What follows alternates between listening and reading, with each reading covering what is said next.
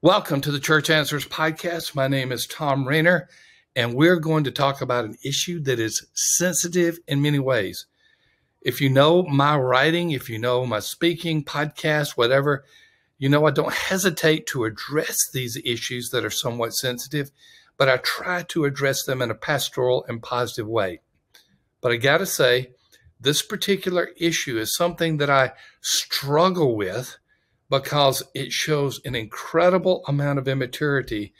And we're going to talk about the spiritual immaturity of a church member protesting by not giving financially. Again, that is a loaded issue. We want to talk about Belay, and Belay is our incredible sponsor. They have been our sponsor from the beginning of the Church Answers podcast, and they are our exclusive sponsor. They are the ones that can provide you talent. They're the ones that can give you time back by giving you an assistant or a bookkeeper. They're the ones that can help you in your ministry, your business, your organization. Check them out, belaysolutions.com, and check out their free download. 25 tasks a pastor can delegate to an assistant, and you can get that at belaysolutions.com/Thom Rainer, or you can see it in the show notes. Now, here's the issue. Someone does not like something that's happened in the church. Maybe it's something the pastor's done. Maybe it's a ministry that's been changed. Maybe there's a personnel issue. And they decide they're going to protest by not giving. Every pastor, almost every pastor I know, I cannot say every pastor, almost every pastor I know has been confronted with this decision of people to stop giving. And here's the thing about it. Many pastors, maybe most pastors, don't even know that it has happened unless that person tells them, or unless in the very few cases the pastor has access to the financial records. Giving slows down, and the pastor is wondering what has taken place. We know that this is a reality, and it really does not take long because word gets out one way or another when someone stops giving, and it's usually the person who stopped the giving that wants to voice their protest on something. Why is this a powerful sign of a spiritually immature person? Well, let's just look at some of the reasons. First of all, they never have let go of the money that they've said they've given to God. They've never let go of the money that they said they've given to God. So they're saying they're making a commitment to the church, and now because they don't like some in the church, they're stopping. They're clinging back. And so church becomes their vehicle where they must get their way. It becomes a preference-driven institution for them where if their preferences are not met, their giving stops. You know that you've seen this. You know that you've heard about it.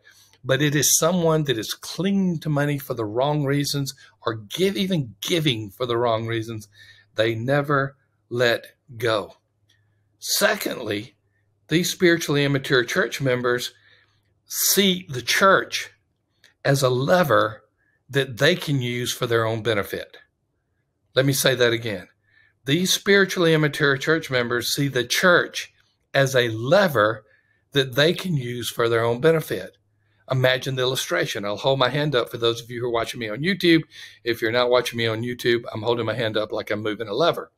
Well, as long as things are going the way the member wants it, the lever is up.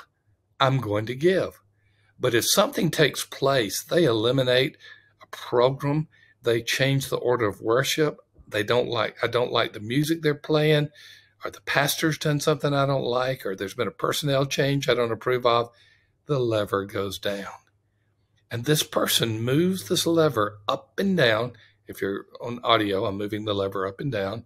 If you're on YouTube, you're saying, what is that guy doing, moving his fingers like that? But I'm moving a lever, and that's just indicative. That is indicative of the spiritual immaturity of a person who sees the church as something for his or her benefit. In other words, they see God as someone that just gives them their wants and demands, and they see the church as the instrument for those wants and demands. And if they are not getting their way, they're going to stop giving. Another thing that really indicates about the spiritually immature person is they're not generous. I don't care how much they have given in the past. If they feel like that they're going to take the money back or either not give anymore, they don't have a generous heart. They have a controlling heart. Money, once again, is their lever. And if money is the lever, they are not going to be able to in any way have a heart of generosity. Now, I'm stating the problem. I'm not stating the solution, because when you're dealing with spiritual immaturity, you quite frankly just do not have a ready solution other than the prayer that God will change them. Too many times we see in churches across our nation, across our world, where people use church giving as a lever to get their way or as a protest if they don't get their way. It's one of the most spiritually immature things that you can see, and it's an indication that someone sees church as an instrument for their priorities and preference and not a place where they are to serve God and to serve others. Difficult issue, difficult task, difficult to talk about, but it is the reality of where many churches are today. The spiritual immaturity of a church member protesting by stopping giving financially. As always, we want to thank Belay Solutions. Belay is our partner in ministry. They have provided us assistance for many, many years. And I've said this more than one time. If we decide to bring someone on for 20 hours, it feels like we're getting a 40 or 60 hour person because of their effectiveness, efficiency, and match for our organization. That's another thing Belay does. They take the responsibilities of many of the tasks that you shouldn't be doing, and they do those for you so you can focus on those things you are doing. Get their download, 25 tasks a pastor can delegate to an assistant. You can get that at belaysolutions.com/Thom Rainer, or you can see in the show notes as well. As always, remember, we are releasing 3 podcasts at once. If you're listening to them in any kind of order, this is the 3rd. But if not, there are 2 others that were released at the day this one was, and you can listen or watch them as well. We thank you for being a part of this Church Answers podcast family, and I look forward to seeing you in the next episode.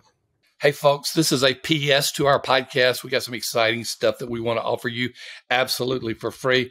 Sam, when you think about predictive factors in a church's growth, if you take out demographics, what are some things that come to mind? Just 2. I mean, don't give me a list of 10. Just 2 or 3 things that come to mind on predictive growth of a church. Well, evangelism and whether the church is doing it or not. Bingo. And then I will add, is it an ongoing evangelism emphasis? Double bingo. Well. Maybe something about leadership and their commitment to that. So all of the above. Evangelistic churches have evangelistic pastors. Is the staff, is the lead pastor doing the work themselves? We have a free download for you, and it's actually a sheet that you can self-score. You answer 20 questions, anywhere from strongly disagree to strongly agree. And we come back and we predict what your growth rate is going to be for the next year in worship attendance. It's not a perfect tool, but it's a good tool. There's a link to that for the attendance predictor. Look in the show notes. You'll absolutely love it. That's cool. We'll see you soon.